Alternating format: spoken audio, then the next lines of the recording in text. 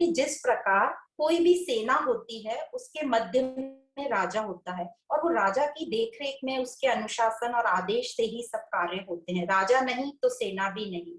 तो उसी प्रकार ये जो 5 भूतों का शरीर है ये हमारी सेना और जो आत्मा है वो है राजा।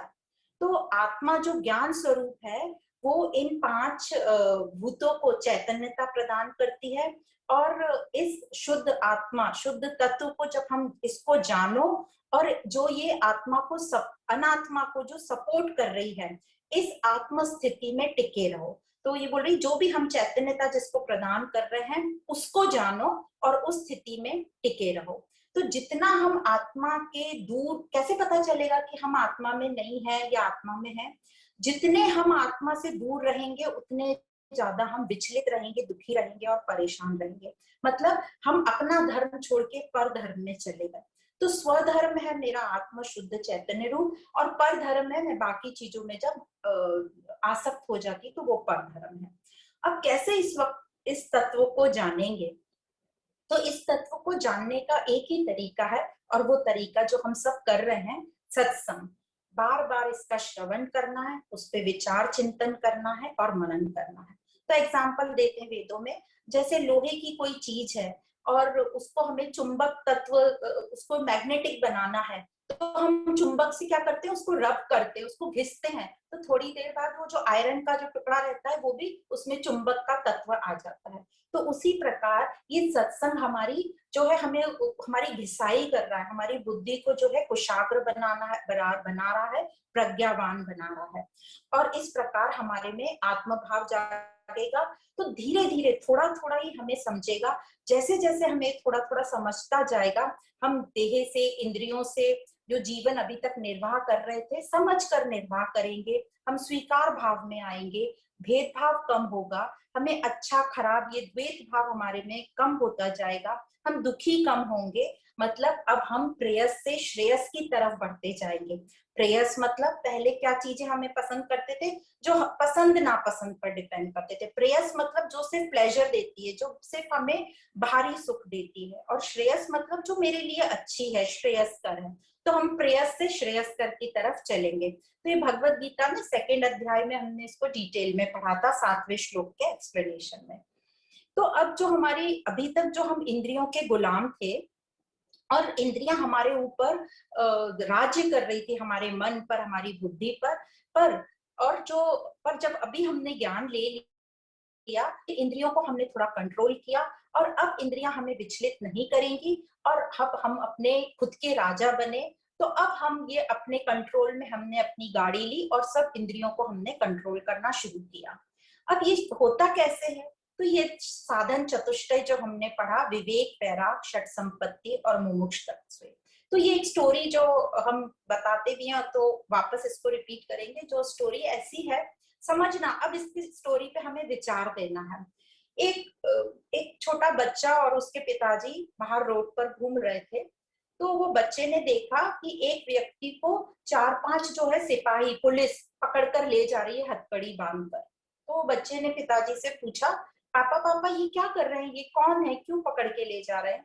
तो पिताजी ने कहा, बेटा ये चोर है और ये सब पुलिस है, उसने गलत काम किया तो उसको पकड़ के ले जा रहे हैं। बच्चा समझ गया।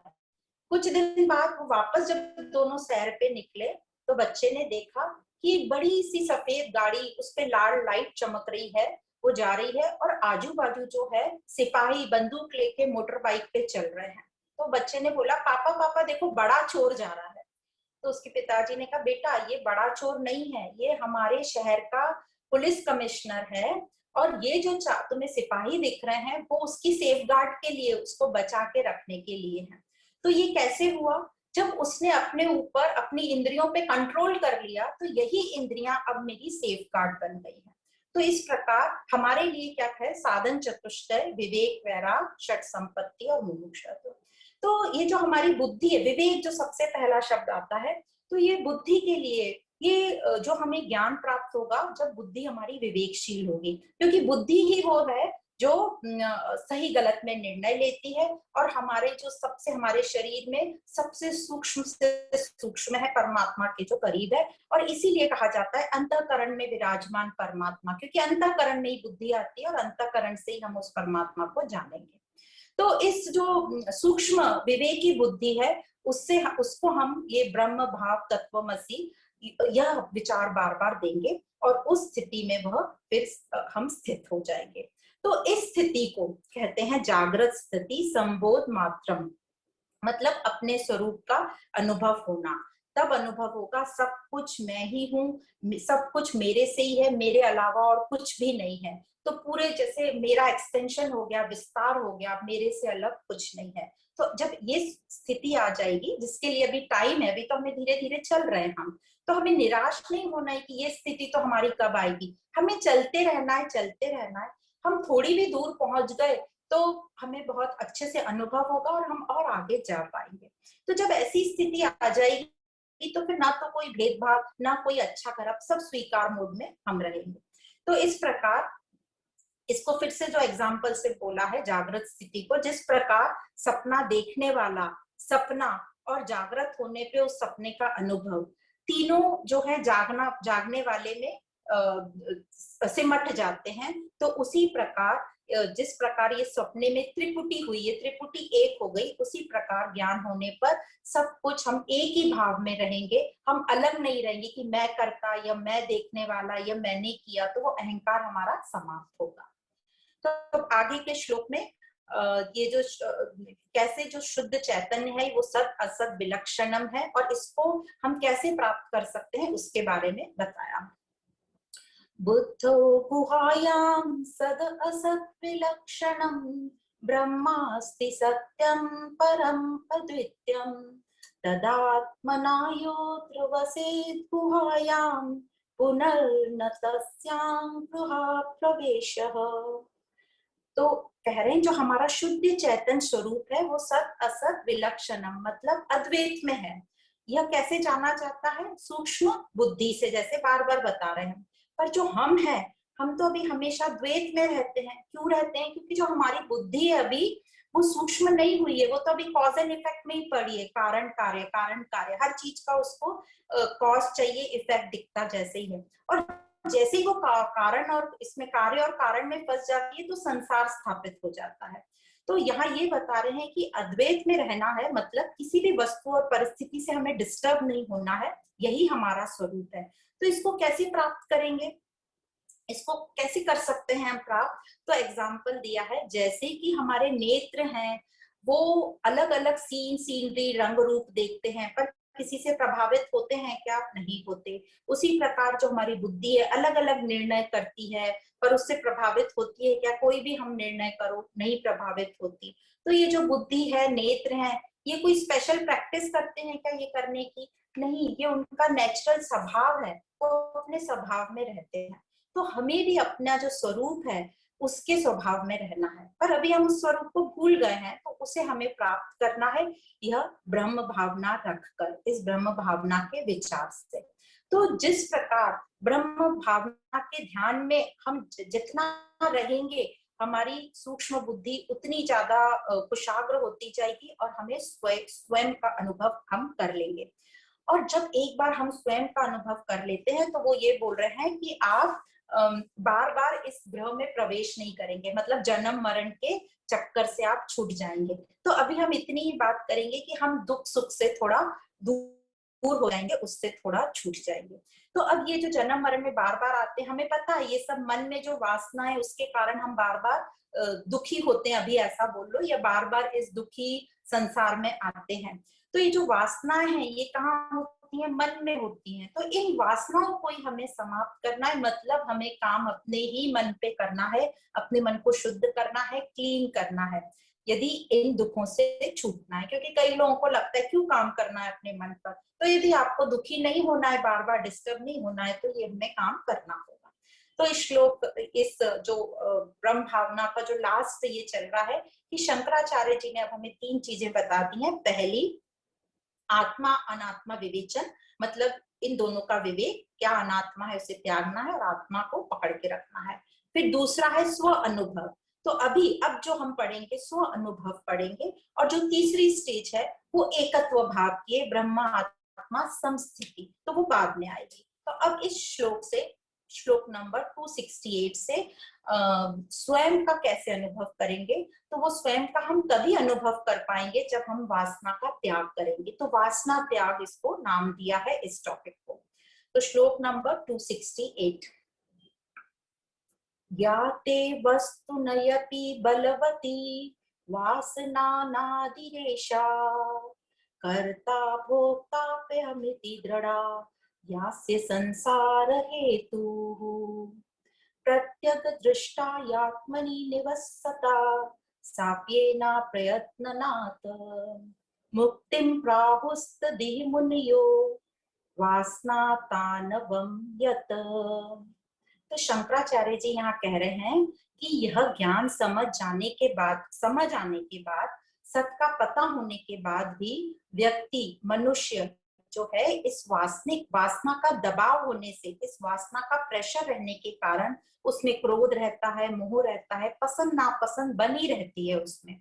तो कहना ये चाह रहे हैं, सिर्फ किताबों से, शब्दों से इस सत का ज्ञान हो जाने से ये वासनाएं समाप्त नहीं होंगी, इन पर हमें काम करना पड़ेगा। तो शास्त्रों में हमने अभी तक पढ़ लिया, अभी तक हमने बहुत कुछ समझ भी लिया कि यह ठीक नहीं है जो हम कर रहे हैं, पर फिर भी हम उस ज्ञान मार्ग पर चल नहीं पाते। तो इस एक प्रकार से हम इस ज्ञान मार्ग का डिसरिस्पेक्ट कर रहे हैं, हम उसका अनादर कर रहे हैं। तो अब हमें उसका आदर करना सीखना होगा, और जैसा शास्त्रों में कहा है, थोड़ा थोड़ा एक एक स्टेप हमें चलना होगा। क्योंकि ये जो वासना है इतनी बलवती का है, बलवती मतलब पावरफुल है। तो इस कारण, वासना इतनी पावरफुल होने के कारण मन व जो बुद्धि है ये वासनाओं के कंट्रोल में आ जाता है, और हम फिर ऐसे ही काम करते करते हैं जो हमको पावरफुल, जो हमारे पर राज कर रहा है वासना है, उस पे ही हम काम, उसके ही ऑर्डर में हम काम कर रहे हैं, और हम कर्ता बन रहे हैं और भोक्ता बन रहे हैं। और जितना हमारा कर्ता भोक्ता चलता जा रहा है, क्योंकि अभी ज्ञान नहीं है या हम इतने कंफर्टेबल, अपने कंफर्ट जोन से बाहर नहीं निकल रहे हैं, तो कर्ता भोक्ता चलता जा रहा है। और यह भाव में रहते रहते हमारे अंदर ये इतना पक्का हो गया है कि ये हमको जीव आत्मा बनाए रख रहा है, हम आत्मा की तरफ हमें शिफ्ट ही नहीं होने दे रहा है। और ये हमारी पर्सनैलिटी बन गई है, हमारा व्यक्तित्व बन गया है कि मैं कर्ता, मैं भोक्ता, और उसी को हम कंटिन्यू करे जा रहे हैं। तो ये कैसे समझेगा कि यह वासना है? तो यह जो भाव है कि मैं करता, यह जो वासना है उसकी ये अभिव्यक्ति है, उसका मैनिफेस्टेशन है। तो जो मैं करता हूँ ये वासना की अभिव्यक्ति है। तो यह भाव इतना दिनों से या इतना गहरा या पक्का क्यों चला आ रहा है? क्योंकि अभी तक जो है हमारा पूरा ध्यान बाहर की चीजों में ही लगा रहा, हम संसार में शरीर जो भी परिवर्तनशील है उसी को ठीक करने में लगे रहे, हमारा अपनी तरफ ख्याल ही नहीं गया। तो जिस प्रकार हमने श्लोक नंबर 147 में पढ़ा था, जो थर्ड क्वेश्चन का आंसर था, शिष्य ने पूछा था, यह एक बंधन जो है इतने वक्त से कैसे चला आ रहा है? तो उसका गुरु ने उत्तर दिया था कि ये अज्ञानता के कारण, और ये अज्ञानता बीज है, और ये जो बीज है यही संसार रूपी वृक्ष का अज्ञानता बीज है, और देह आसक्ति उसके अंकुर हैं, राग द्वेष उसकी ये जो इच्छा है ये सब है, ये उसके पत्ते हैं, और जो कर्म हम करते हैं वो जल का काम करते हैं, प्राण शाखाएं हैं, और जो छोटी छोटी शाखाएं वो हमारी इंद्रियां हैं, और जो इसके विषय हैं हमारे, जो वह फूल के रूप में है, और जो दुख है वो फल है, दुख सुख जो है फल है, और इसको भोगने वाली जो चिड़िया, खगर जिसको कहा है, वो जीवात्मा है, मतलब मैं हूँ, क्योंकि मैंने ही वो बीज बोया है। पर ये अज्ञानता आई कहाँ से? अनादि है, जो भी हम पढ़ चुके हैं अनादि है, पर इस अनादि का अंत है बाय डिफॉल्ट। ये माया शक्ति जो है, उसके ईश्वर की जो माया शक्ति है, उसका जो एक आवरण कैरेक्टर है, आवरण मतलब अज्ञानता जो है, वह हमारे में बाय डिफॉल्ट आ गई है। तो अब इस जो पर अब हमें समझ गया है कि ज्ञान से इस अज्ञानता को हम समाप्त कर सकते हैं। तो ज्ञान से अपना ध्यान अब हम अंदर की ओर मोड़ेंगे और अपने स्वरूप की तरफ, अपने स्वरूप को समझेंगे। तो इसी को बोला गया है प्रत्यक दृष्टात्मनि, इसको आंतरिक दृष्टि बोला गया है। और फिर इसी प्रकार हम आत्मा में स्थित होकर, अब कैसे स्थित होंगे? प्रयत्न पूर्वक, प्रयत्न करना है। किसका प्रयत्न करना है? कि मैं करता हूँ, इसको छोड़ना है, ये प्रैक्टिस करना है।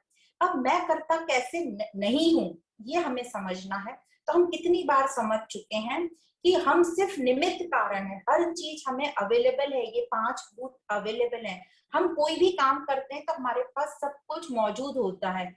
सिंपल हम खाना भोजन जब बनाते हैं तो हमारे पास सब कुछ है, अनाज है, गैस है, तेल है, घी है, नमक शक्कर है। हम सिर्फ उन सबको मिलाकर एक स्पेसिफिक क्वांटिटी में और उसको पकाते हैं। तो हमारा जो कर्तापन में रोल है वो बहुत ही न्यूनतम है, और हमें लगता है कि पूरा रिजल्ट मुझे मिल जाए। तो एक भोजन या एक कप चाय भी हम बना रहे हैं तो उसमें यदि एक एक चीज आप देखो, एक शक्कर ले लो तो वो शक्कर कहाँ से आई है, कहाँ उगी है, कितने लोग थे उस पे काम करने के लिए, मतलब हमारे तक पहुंचते पहुंचते एक शक्कर का पैकेट हमारे तक आते आते उसमें कम से कम 3 से 5 हजार लोग जुड़े होंगे। तो हर चीज में ऐसे होंगे तो 10-15 हजार लोग जुड़े होंगे एक सामग्री तैयार करने को। तो फल भी कितने में डिस्ट्रीब्यूट होगा? उतने लोगों में डिस्ट्रीब्यूट होगा, पर हमें लगता है सारा फल हमको ही मिल जाए। तो इस प्रकार हमें प्रैक्टिस करनी है कि मैं तो सिर्फ निमित्त कारण हूँ, मैं एक इंस्ट्रूमेंट जैसा मुझे यूज हो रहा है, पर इस इंस्ट्रूमेंट का मुझे पूरा पूरा यूज लेना है। कैसे लेना है वो हम आगे पढ़ेंगे। तो हमारा ये जो ध्यान है अंदर हम कब मोड़ेंगे? जब हमें इस सत असत का विवेक ज्ञान मिलेगा, तब हमारा जो ध्यान है अंदर मुड़ेगा। तो ज्ञान मिलने के बाद हमको प्रैक्टिस कब करना है? कब प्रैक्टिस स्टार्ट करना है? ज्ञान मिलने के बाद अभी करना है, इसी जीवन काल में, इसी क्षण से शुरू करना है, क्योंकि इसी शरीर में रहकर मैं ये ज्ञान ले सकता हूँ। और क्यों बाद में क्यों नहीं कर सकता? क्योंकि बाद का मुझे पता नहीं कि कल क्या होगा, कल हो ना हो वो मुझे पता नहीं। इसलिए अभी अभी यही राइट टाइम है जब मुझे इसको स्टार्ट करना है, और मुझे ही करना है और कोई मेरे लिए कर नहीं सकता। तो ये अकर्ता की प्रैक्टिस करते रहना है हमें। तो इस प्रकार अकर्ता की प्रैक्टिस करते रहेंगे तो हमारी वासनाएं कम होती जाएंगी। और क्योंकि यही वासना हमने समझा कि हमें मोह दिलाती है, क्रोध दिलाती है, और अपने हमको अपने स्वरूप से दूर करती जाती है और इस संसार में बांधती जाती है।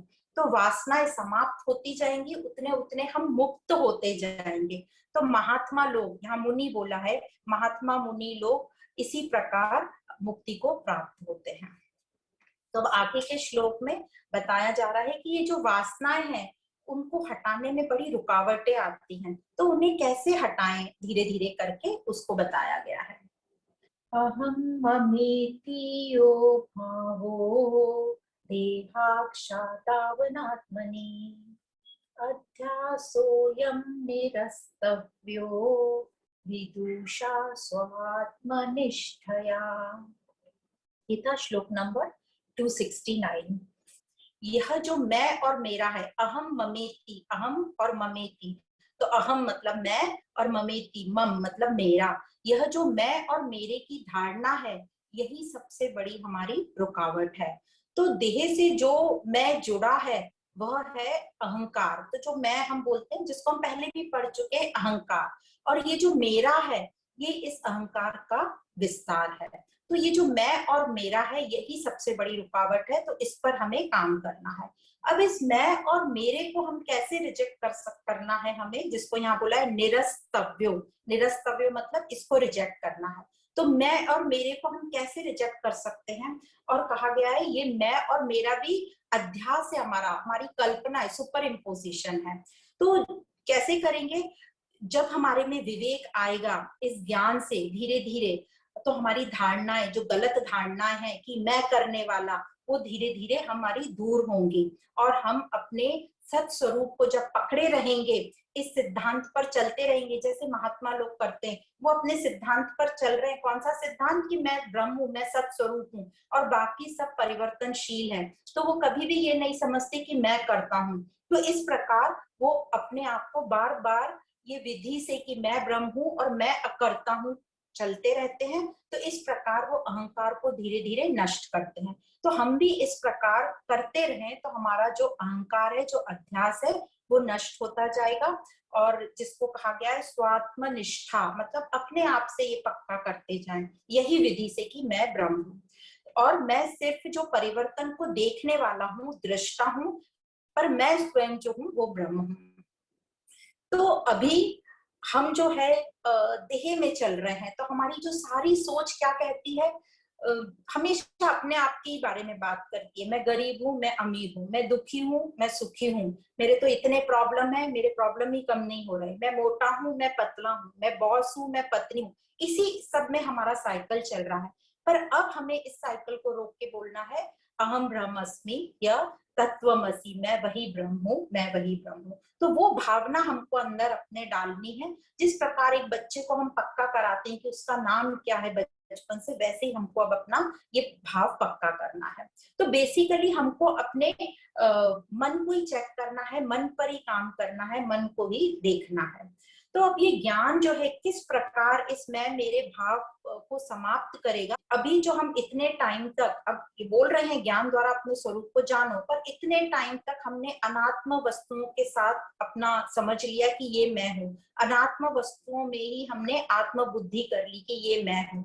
तो अब इस आत्म ज्ञान जब हमने जान लिया है कि मैं आत्मा हूँ और यह आत्मा जो बुद्धि और उसके विचारों का साक्षी है, तो ये हमें ध्यान रखना है कि ये जो अभी तक मैं शरीर मन बुद्धि को मैं जान रही थी, पर मैं वह नहीं हूँ, पर मैं तो उससे भी श्रेष्ठतम आत्मा हूँ और जो इस बुद्धि और शरीर का साक्षी है। और अब इस साक्षी भाव से बुद्धि में जो भी अनात्मा वस्तुओं के साथ मेरा अटैचमेंट था, दृढ़ता थी, मोह थी, उसका हमें त्याग करना होगा, उसको दूर करना होगा। क्यों, फिर से उसको समझेंगे क्यों। जैसे ही त्याग बोलते हैं तो हमें बुरा लगता है, हम डर जाते हैं। तो उसको हमें समझाना है, त्याग मतलब उससे हमें अटैचमेंट नहीं रखना है, उसका यूज करना है, क्योंकि ये चेंजेबल है, ये मेरे साथ हमेशा नहीं रहेगी। ये समझकर असत है, चेंजेबल है, सिर्फ यूज करने मिला है, कुछ टाइम के लिए मिला है। तो यह सोचकर हम उस अपनी बुद्धि को ये ज्ञान देके और बुद्धि को तीव्र करेंगे और यह समझकर उसको हम अटैच नहीं होंगे, उससे असंग होंगे। यदि हम अटैच हो गए तो फिर से वो वासनाग्रस्त में हम आते रहेंगे और ये साइकिल चलता रहेगा। तो क्या करना रहेगा, इसके लिए दृष्टा बनना है सबसे पहले। तो दृष्टा बनकर जीवन में जो भी हो रहा है उसका दृष्टा बनकर, मतलब अपने पर उसका असर नहीं होना चाहिए, उस पर कोई रिएक्शन नहीं देना है, कोई प्रतिक्रिया नहीं देनी है, कोई कमेंट नहीं करना है। क्यों नहीं करना है, क्योंकि हमारे कंट्रोल में कुछ है ही नहीं और हम सबके भीतर की बात हम जानते भी नहीं है और हम कुछ कर भी नहीं सकते हैं। इसलिए दृष्टा बनकर जो पूरे बाहर जगत में चल रहा है उसे सिर्फ हमें देखना है। और दूसरा है साक्षी भाव। साक्षी भाव मतलब अब अपने आप को देखना है, अपने को ऑब्जर्व करो कि कहाँ मेरा बैलेंस चला जाता है, कहाँ मैं गलत बोल जाती हूँ, कहाँ जरूरत नहीं थी वहां मैंने बोल दिया। तो बेसिकली अपने को ही चेक करना है, कहाँ मेरा बैलेंस जो है बिगड़ गया, कहाँ मैंने ज्यादा बोल दिया। तो दो ही चीजों पे ज्यादा काम करना, एक तो बोलने पर और एक दूसरा भोजन पर, कहाँ मैंने ज्यादा खा लिया, कहाँ मैंने ज्यादा बोल दिया। तो बेसिकली जो भी एक्स्ट्रा मैंने किया है वो एक्स्ट्रा को हमें हटाना है। एक्स्ट्रा एक्स्ट्रा ऑर्डिनरी हम बनते हैं, तो अब हमें ये जो आध्यात्मिक अभ्यास है हमें एक्स्ट्रा ऑर्डिनरी से ऑर्डिनरी बना देता है। लोगों को लगता है ऑर्डिनरी से एक्स्ट्रा ऑर्डिनरी, नहीं, एक्स्ट्रा ऑर्डिनरी जो हम बने घूमते हैं वो भी एक्स्ट्रा वाली चीजें हमें निकालनी है और ऑर्डिनरी स्वरूप में आना है जो अपना स्वयं का सहज स्वरूप है। अब कई लोगों को ये भी नहीं पता कि बैलेंस कितना है, कितना ज्यादा होता है, कहाँ हमें रुकना है। तो जब हम शांत होकर बैठेंगे, जैसे हम अपने पूजा घर में या मेडिटेशन में बैठते हैं, तो अपने आप के अपने मन की जो शांति है उसको सुनो। जितना हम अपने मन की शांति को सुनेंगे उतना हम समझ पाएंगे कि हम कहाँ कहाँ कितना ज्यादा बोल रहे हैं, क्योंकि हम हैं ही स्वयं साक्षी। तो हमें अपने स्वरूप की बस ये प्रैक्टिस करनी है जो हम भूल गए हैं। तो जितना हम साक्षी होते जाएंगे अपने, उतना हम बैलेंस में आते जाएंगे। तो जितना आप देखना, जितना आप खुद ही अपने आप के साक्षी बनोगे और उतना आप बैलेंस में आते जाओगे। तो ये हमारा जो स्वरूप है, हमारा स्वयं का, यही रोल में हमें रहना है। तो इस रोल की हमें प्रैक्टिस करनी पड़ रही है, क्योंकि कई रोल की हमें प्रैक्टिस करनी पड़ती है और कई रोल हम स्वतः निभा लेते हैं। तो यदि बहुत हल्का माहौल करें और ऐसे ही शब्दों में बोलें, तो कौन से रोल की प्रैक्टिस हमें नहीं करनी पड़ती और कौन से रोल की प्रैक्टिस करनी पड़ती है। तो साधारण तौर पे देखें तो हमें सास बनने की प्रैक्टिस नहीं करनी पड़ती। और किसकी सास? बहू की सास बनने की हमें प्रैक्टिस नहीं करनी पड़ती। बहू आते से ही हम सास बन जाते हैं। हमें वाइफ बनने की प्रैक्टिस नहीं करनी पड़ती। शादी होते से ही हमें पता है हम वाइफ हैं और हम अपने जो भी हमें हमारे बिहेवियर है वैसे करते हैं। पर प्रैक्टिस किसकी करनी पड़ती है? तो प्रैक्टिस करनी पड़ती है एक हस्बैंड को करनी पड़ती है कि कैसे हमें चुप रहना है सबके सामने। तो हस्बैंड का कैरेक्टर हो गया, उसे प्रैक्टिस करनी पड़ती है उस रोल की। दूसरा किसकी प्रैक्टिस करनी पड़ती है? किसको प्रैक्टिस करनी पड़ती है? एक बेटी की माँ को ही प्रैक्टिस करनी पड़ती है कि बहू आने के बाद मुझे चुप कैसे रहना, यदि अच्छी सास बनना। तो कुछ रोल की हमें प्रैक्टिस करनी पड़ती है, कुछ रोल की हमें प्रैक्टिस नहीं करनी पड़ती। पर इस रोल की अब हमें प्रैक्टिस करनी पड़ेगी क्योंकि हम भूल गए अपने रोल को। तो प्रैक्टिस क्या करनी है? स्व का साक्षी बनो, अपने मन की चेकिंग करो। और इस प्रैक्टिस में सोहम बोला है। सोहम मतलब मैं ही ब्रह्म हूँ। तो किसी भी कोई भी शब्द जो हमें ये बता रहा है कि मेरा स्वरूप क्या है, उस शब्द को लो और उसकी प्रैक्टिस करो, उसको बार बार ध्यान में रखो। तो अपने शरीर मन बुद्धि का जब हम साक्षी बनेंगे तो धीरे धीरे हमारा देहात्म भाव जो है वो कम होगा, देह आसक्ति कम होगी। आगे बताएंगे देह आसक्ति क्या है। जीव भाव जो है हमारा, जो हम अपने आप को समझते हैं कि मैं बॉडी हूँ, मन बुद्धि हूँ, वो भाव हमारा कम होगा। और ये जब दोनों समाप्त होंगे तब हम अपने स्वरूप को पा पाएंगे, अपने स्वरूप के निकट पहुंच पाएंगे, जिसको बोला है ब्रह्मकार वृत्ति, मैं चैतन्य सबका साक्षी। इसको हमें याद रखना है और जागृत अवस्था में हमें याद रखना है। तो और फिर आगे इसको बोला है अपनी बुद्धि में सद असत विचार, यह सत का विचार, सॉरी, अपनी बुद्धि में सत का विचार रखो हमेशा कि मैं ही ब्रह्म हूँ। और कंटिन्यूस प्रैक्टिस करते रहो इस असत विचार को समाप्त करने की। तो बार बार अपने को ये विचार दोगे तो अपने आप असत विचार कम होता जाएगा। तो उसी को बोला है अनात्मा नि आत्मा मति जही। तो आत्मा का विचार करेंगे तो अनात्मा धीरे धीरे खत्म होगा। जही मतलब खत्म होगा, उसको हमें त्याग करना है, ये शब्द है। अब क्यों हम असत को पकड़कर बैठे हैं? तो इस श्लोक में बताया है कि क्यों हम असत को पकड़कर बैठे हैं। श्लोक नंबर 271। लोकानुवर्तनं तत्वा तत्वा देहानुवर्तनं शास्त्रानुवर्तनं तत्वा स्वाध्यायासाप्नयं कुरु। कुरु मतलब कुछ करना। तो अनुवर्तनम, देहानुवर्तनम, अनुवर्तनम, अनुवर्तनम मतलब बस चले जा रहे हैं हम बिना सोचे समझे। क्यों ऐसा हम कर रहे हैं? क्योंकि हमने बरसों से ऐसा ही करते आ रहे हैं, इसलिए हम करते चले जा रहे हैं कि वही समाज की ये जो हमारी मान्यता है उसी पर चल रहे हैं, समाज में अच्छा बना रहने के लिए। क्योंकि हमें समाज में रहना है तो हमें समाज की सिक्योरिटी चाहिए। तो लोग क्या कहेंगे ये सोचकर हम अपनी पुरानी मान्यताओं पर चल रहे हैं। और वैसा रहते रहते हमें भी वही सही लगने लगता है जो हम बचपन से जो समाज में देखते आ रहे हैं। तो उस तरीके से हमारा बिलीफ सिस्टम बन जाता है और इतना पक्का हो जाता है कि हम उसके बाहर कुछ भी स्वीकार ही नहीं करते और स्वीकार करने को तैयार ही नहीं होते। बस हमारे समाज में जो हमारे नीति धर्म बताए हैं वो ही सबसे श्रेष्ठ है और बाकी किसी को हम सबको जो है नीचा देखते हैं, उनको स्वीकार नहीं करते। और यदि कोई उनके अगेंस्ट में गया आपके नीति विचार के तो वो आपके लिए बुरा हो गया। तो इस प्रकार हमारा जो लोकानुवर्तनम मतलब लोगों को हम खुश करने के लिए करते हैं बिना सोचे समझे। फिर दूसरा है देहानुवर्तनम।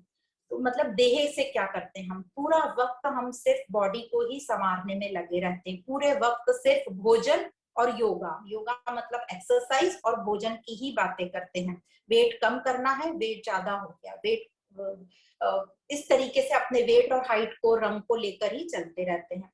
कई बार हम कोशिश भी कर लेते हैं कि जो हमारा रंग रूप वेट है स्वीकार कर लेते हैं, पर ये जगत हमें स्वीकार नहीं करने देता। जैसे ही आप किसी के सामने जाओगे वो आपको बोलेगा अरे तुम्हारा वेट इतना बढ़ गया, तुम इतने काले हो गए, क्या हो गया?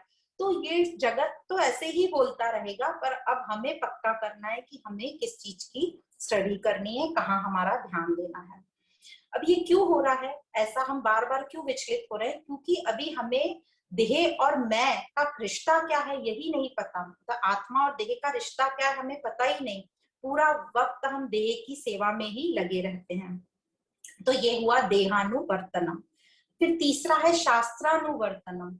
शास्त्रानुवर्तनम मतलब शास्त्रों को बिना समझे सिर्फ पढ़ लेते हैं कि, और उनका कोई गूढ़ रहस्य हमें पता नहीं, रोज 2 पाठ करना है उतना हम टिक मार्क कर देते हैं, शाम को दीपक लगाना है हम वो लगा देते हैं, और हमें ये समझ ही नहीं है कि वो दीपक हमारे लिए बोला है लगाने के लिए, पर हम बोलते हैं अरे भगवान के कमरे में अंधेरा हो गया दीपक लगा दो। भगवान को हमारे उजाले की जरूरत नहीं है, वो दीपक हमारे लिए है, पर इसका मतलब हम समझ ही नहीं पा रहे हैं।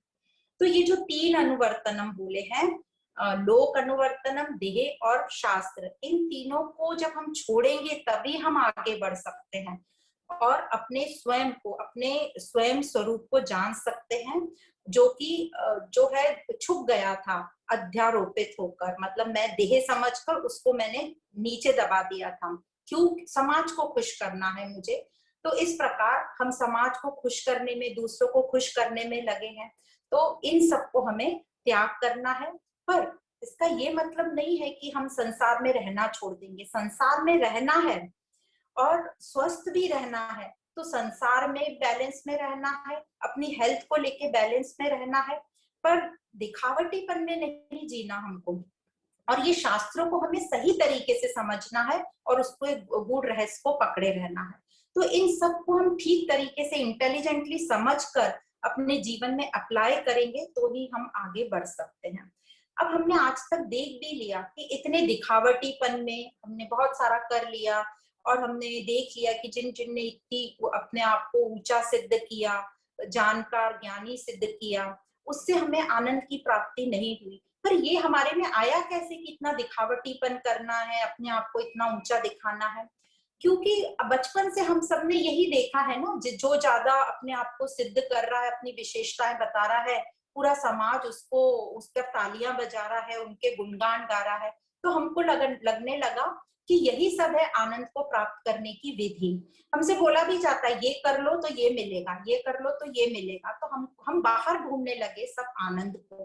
पर अब हमें समझ गया, और वो आनंद मिला भी, ऐसी बात नहीं है, कुछ वक्त के लिए सबको कुछ ना कुछ चीज में आनंद मिला है, पर वो आनंद जो था कंटिन्यूस नहीं था, कुछ दिन रह के या एक दिन रह के वो खत्म हो जाता था। पर अब हमें समझ में आ गया है कि ये जो बाहर से नहीं आनंद मुझे मिल सकता, तो बाहर से जो आनंद मुझे मिल रहा है वो टेम्पररी मिल रहा है, पर और वो भी उन बाहर समाज की इच्छा होगी तब हमें वो विशेषताओं पर तालियां बजाएंगे, हमेशा नहीं बजाएंगे, तो वो आनंद भी डिपेंडेंट है दूसरे लोगों पर। तो मुझे कुछ ऐसा आनंद चाहिए जो हमेशा मेरे पास हो, तो फिर ये आनंद कहाँ मिलेगा? तो इसी आनंद की हम खोज कर रहे हैं, और खोज किसकी होती है? जो हमारे ही पास हो पर गुम गया हो, दिख नहीं रहा हो, उसकी हम खोज करते हैं। तो हमें ये क्यों नहीं मिल रहा? क्योंकि हमने अपने आप को ही कह रखा है कि मैं तो बहुत बंधन में हूं, मैं तो बहुत दुखी हूं, तो उसी उसमें हम पड़े हुए, अपने दुख को हमने आसक्त कर लिया है अपने साथ, अपने आप को बंधन में समझ लिया है, तो हम बाहर अंदर अपने देखने की कोशिश ही नहीं कर रहे। हम अपने आप को बंधा हुआ और दुखी महसूस कर रहे हैं, और हमें लग रहा है कोई बाहर से आके हमें छुड़ा देगा, पर ऐसा नहीं होगा। तो इस श्लोक में आगे यही बता रहे हैं कि कौन हमें बांधे रखा है। तो श्लोक नंबर 272, लोक वासना जंतो हो शास्त्र वासनायपि च देह वासनाया ज्ञानम यथा वन्नेव जायते। तो ये वासना की बात बता रहे हैं, ये वासना ही जो है हमें आगे बढ़ने ही नहीं देती, और हमारे जो आनंद स्वरूप है उसके पास हमें जाने ही नहीं देती। यह वासना हमें अपने आप में उलझाई रहती है, मतलब वासना ही हमें उलझाए रखती है, और यह वासना हमारे मन की उपज है, मन से जन्मती है, इसलिए काम भी हमको मन पर ही करना पड़ेगा। और ये कैसे उपजती है मन में? फिर से वो साइकिल शुरू करते हैं कि मनुष्य अपने जो जीवन काल में, हम सब अपने जीवन काल में जहां भी, जिस परिवार में, जिस देश में हम रहते हैं, उसी का डेली लाइफ में हम अनुभव करते हैं, और वही उसके जो मन बुद्धि की धारणा मान्यता जो है, जो देखता है वही धारणा मान्यता उसकी हो जाती है, और उसी धारणा के साथ वो अपना पूरा जीवन निकाल लेता है, पूरा जीवन व्यतीत करता है। पर कई बार क्या, मैक्सिमम टाइम जो हमारी धारणाएं होती हैं, मान्यताएं होती हैं, वो सत्य नहीं होती, वो सही नहीं होती। जैसे हम सब ने, यदि जिसने भी जैसे देखा होगा घरों में, वो अपनी मान्यता वैसी बना लेता है जैसे कभी हमने सुन लिया कि पैसा जीवन के लिए बहुत जरूरी है, तो हम अपने पूरे जीवन काल में सिर्फ पैसे को अहमियत देंगे, बाकी किसी चीज को नहीं देंगे। फिर हम दूसरों को बोलने भी लगते हैं पैसा होगा तो सब हमारे पीछे आएंगे, इस तरीके से हम अपने आप को डिफेंड करते हैं। या फिर हमको ये पता चल गया कि पैसे वालों की बहुत इज्जत होती है, तो हमें भी लगता है एप्रिसिएशन मिले तो बहुत पैसा कमाना है, सिद्धियां कमानी है, कुछ विशेषताएं करनी है। फिर यदि हमने देखा कि कई लोग सेवा कर रहे हैं पर उनको रिटर्न में कुछ नहीं मिला, तो हमारे मन में मान्यता बैठ गई कि सेवा करके कोई फायदा नहीं है, सिर्फ पैसा कमाओ और अपने काम से काम रखो, तो हम वैसी लाइफ बसर करते हैं। फिर हमें यदि ये बताया गया कि अपना ही धर्म श्रेष्ठ है, बाकी सब बिल्कुल इतने अच्छे नहीं है, तो हम पूरी जिंदगी सिर्फ अपने धर्म को ही श्रेष्ठ और उस अहंकार में चलते हैं। यदि हमने अपने घरों में देखा है कि लड़के लड़की में भेदभाव है, लड़के का क्या रोल है, लड़की का क्या रोल है, लड़की को ही पूरे घर के काम करना है, तो हमारी मान्यता इतनी पक्की हो जाती है कि आज के तारीख में यदि हम देखते हैं कि लड़के हस्बैंड लोग वाइफ के लिए काम कर रहे हैं, तो हम उस पर टिक्का टिप्पणी करते हैं। तो ये है हमारी मान्यताएं, और ये मान्यताएं इतनी पक्की हो जाती हैं कि हम इसको चेंज करने के लिए तैयार ही नहीं होते। फिर किसी को हमने कुछ बुरा काम करते हुए देख लिया, हमारे मन में हो गया कि वो बुरा व्यक्ति है, फिर वो लाख सुधर जाए, हम उसको, हमारे मन में वही विचार होते हैं। तो इस प्रकार जो हमारे मन में धारणा होती है, हम उसी से चलते हैं। तो ये ज्ञान हमको, ये हमारी गलत धारणाएं जो है वो ब्रेक कराता है। और ये जो मन की दूसरी क्वालिटी है कि ये विषय की ओर हमें आकर्षित करता है और फिर हमें भटकाता रहता है उन विषयों के प्रति। तो इस प्रकार जो हमारा मन है वासनाओं से ग्रस्त रहता है और आत्म स्वरूप को देख ही नहीं पाता। तो ऐसा जो मन है वो अस्थिर रहेगा, विचलित रहेगा। तो ऐसा अस्थिर मन, विचलित मन, दुखी मन शास्त्रों को क्या पढ़ेगा और क्या उसके गूढ़ रहस्य को समझेगा। तो इन वासनाओं का त्याग बताया है। तो ये जो 3 वासनाएं बताई हैं जिन्होंने हमारे मन की सारी शक्ति, एनर्जी वेस्ट कर रही है या वेस्ट कर रखी है, वो है लोक वासना, शास्त्र वासना और देह वासना। तो लोक वासना तो हमने समझा कि सोसाइटी के लिए, समाज में अच्छा बना रहने के लिए, समाज से सुरक्षा लेने के लिए या समाज में बने रहने के लिए हम सब वो कार्य करते हैं, और हम उसको सही भी मानने लगते हैं। और हमें 99% लोगों में हिम्मत भी नहीं होती किसी चीज को सही साबित करने की या उससे बाहर निकलने की। दूसरी शास्त्र वासना। तो हमें शास्त्र वासना ऐसी रहती है कि हमें लगता है बहुत सारे शास्त्र पढ़ लो, बहुत सारे एग्जाम दे दो, उस पर पीएचडी कर लो, बस इसलिए कि हमें सिर्फ उसकी इंफॉर्मेशन चाहिए कि शास्त्रों में कहा क्या कहा है, दिखावटीपन के लिए सिर्फ जानना है, उसको हमें अपनी लाइफ में अनुसरण नहीं करना है। तो ये हो गई शास्त्र का। फिर लास्ट देह वासना। देह वासना जैसे देह से रिलेटेड जो भी तीव्र इच्छाएं हैं, देह वासना, यह वासना ही हमें पूरी पक्की तरह बांधी रहती हैं, रखती हैं और भटकाती रहती हैं।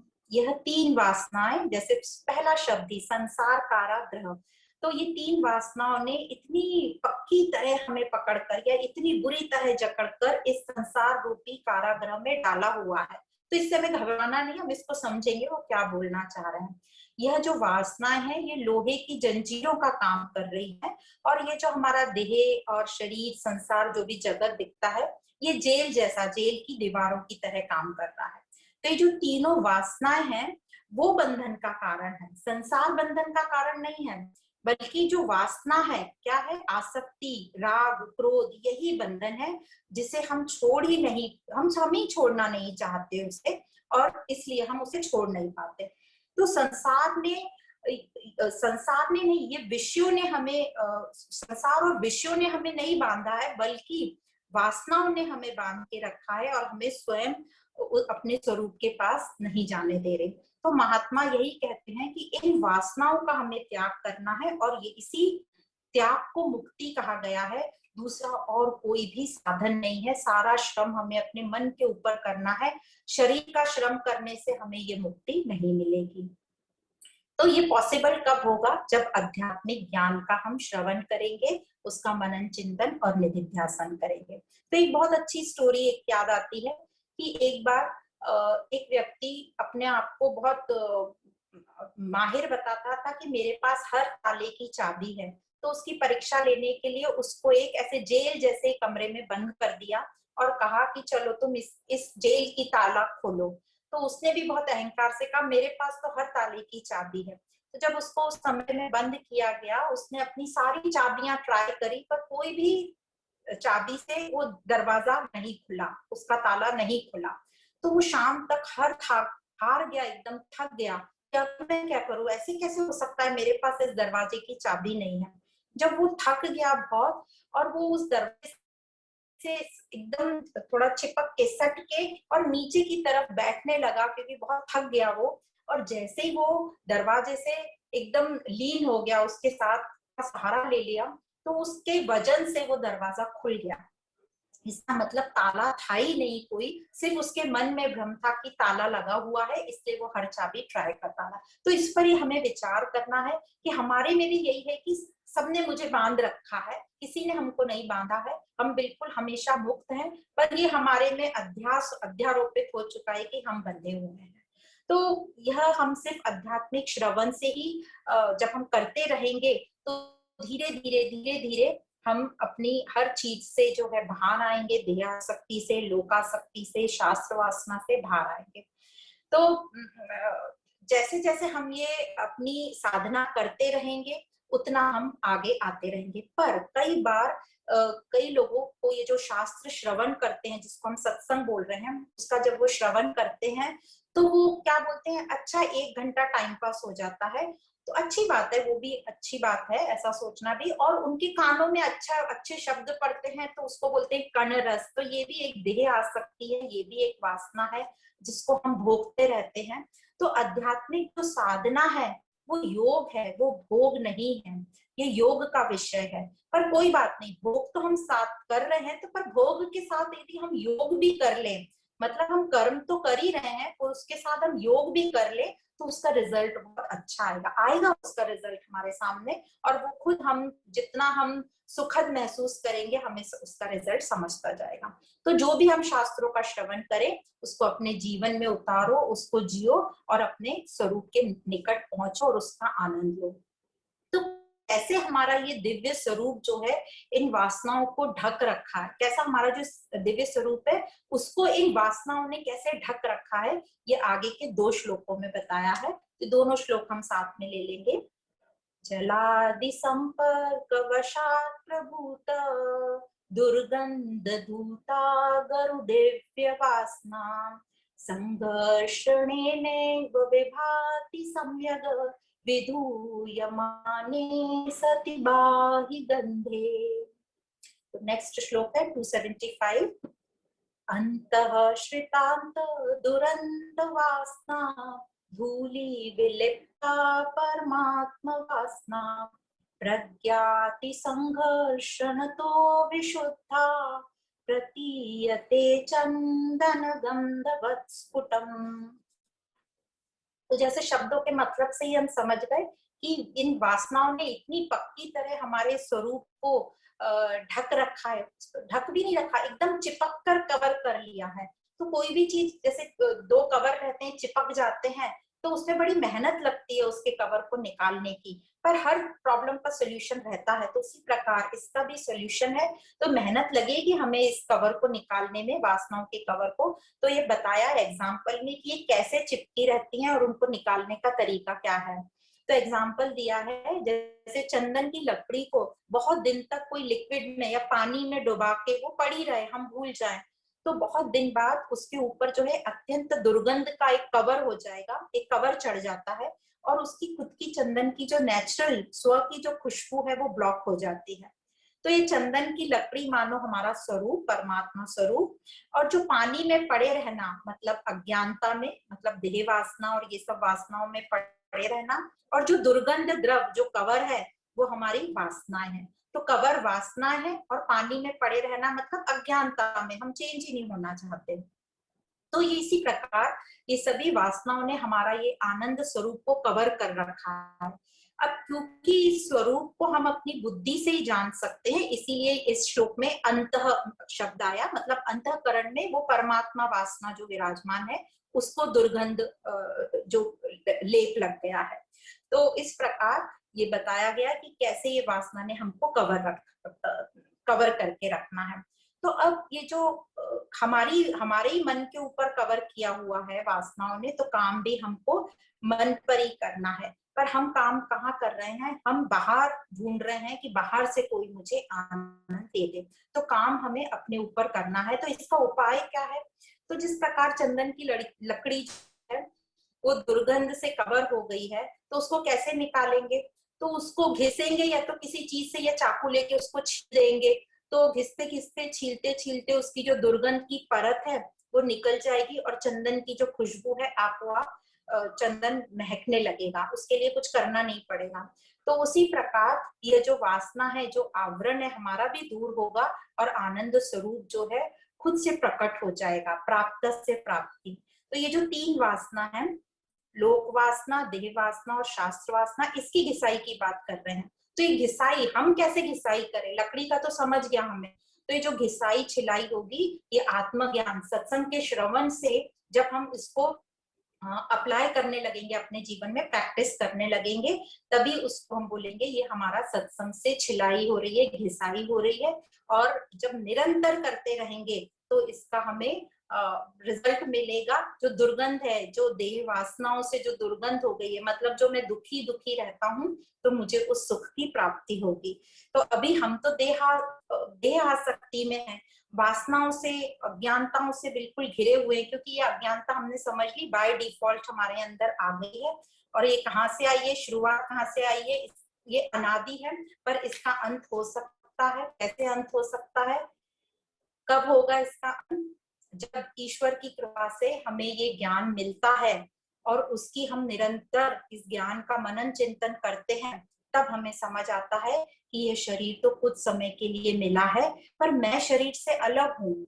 और ये शरीर जो है ये तो परिवर्तनशील है, इसमें सब चेंजेस होते हैं, पर मैं जो है शरीर खत्म होने के बाद भी रहता हूँ। तब हमको समझ में आता है ज्ञान पढ़ते पढ़ते कि ये जीवात्मा क्या है। जीवात्मा समझ में आता है कि ये शरीर और आत्मा जीवात्मा है, और शरीर में रहते हुए ही मैं इस ज्ञान को प्राप्त कर सकता हूँ। तो ये जो जीवात्मा है, मतलब जो मैं, निरंतर ज्ञान के साथ हम लगे रहते हैं, और ज्ञान से हमारी गलत धारणाएं धीरे धीरे हटती हैं, और नई धारणाएं नहीं बनती, सिर्फ गलत धारणाएं हटती हैं, और हम अपने स्वरूप को जान लेते हैं। हम समझ जाते हैं कि मैं हूं तो शरीर है। तो हम अपने को इम्पोर्टेंस देते हैं और अपने ऊपर काम करते हैं। तो अब हमें क्या करना है? तो इस श्लोक में बताया गया है। ये इस टॉपिक के 2 ही श्लोक बाकी हैं, तो हम इसको कवर कर लेते हैं। श्लोक नंबर 276। अनात्म वासना जाले ही स्तरो भूतात्म वासना, नित्यात्म निष्ठया तेषां नाशे भाति स्वयं स्फुटम। मतलब अनात्मा वासनाओं से आत्म वासना छिप गई है। क्यों छिप गई है? क्योंकि हम प्रकृति में इतना बिजी हो गए, जगत में उसी को एंजॉय करने में लगे हैं, तो हम आत्मा को भूल ही गए। तो एंजॉय करो, एंजॉय करना मना नहीं है, पर अपने आप को मत भूलो। अब भूल गए हैं तो अब क्या करें? तो उसके लिए इन्होंने बोला नित्यात्मक निष्ठा, मतलब नित्य आत्मा निष्ठा से, मतलब नित्य निरंतर ध्यान में रहकर शास्त्रों का अनुसरण करो। श्रवण करते करते हम धीरे धीरे स्वार्थ से निस्वार्थ भाव, और निस्वार्थ से परमार्थ भाव की तरफ पहुंचेंगे। मतलब सेल्फिश से हम अनसेल्फिश होंगे, और फिर सेल्फलेस की तरफ पहुंचेंगे, परमार्थ की तरफ। तो वासना के हट जाने से हमारा ये जो आत्म स्वरूप जो है स्वयं प्रकट हो जाएगा। तो मतलब अब हमें जो है हमारा नेविगेशन, हमें अपना रास्ता मिल गया है। तो कहते हैं ना कि एक जो गाना हम बहुत मोहम्मद रफी जी का सुनते हैं, एक भटके हुए राही को कारवां मिल गया। तो हम उस गाने को सुन लेते हैं।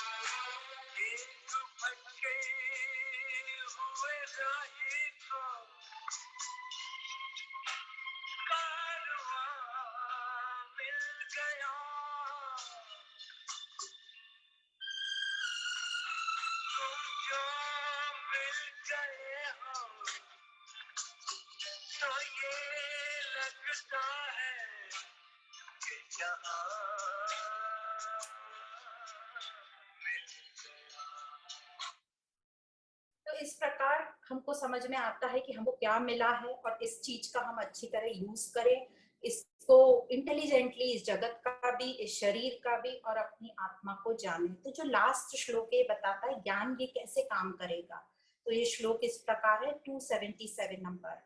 यथा यथा प्रत्यग्वस्थितं मनः तथा तथा मुच्यति बाह्यवासनाः निशेष मोक्षे सति वासनानाम् आत्मानुभूति प्रतिबंध शून्य। जैसे जैसे ज्ञान से हमारा मन शुद्ध होगा, वैसे वैसे हम अंतर्मुखी होंगे, हमारा ध्यान अपनी ओर जाएगा, बाहर की वासनाएं ऑटोमेटिक छूटती जाएंगी, समाप्त होती जाएंगी, हमारे में एक सुखद फीलिंग आएगी, एक तृप्त फीलिंग आएगी, एक शांति की फीलिंग आएगी।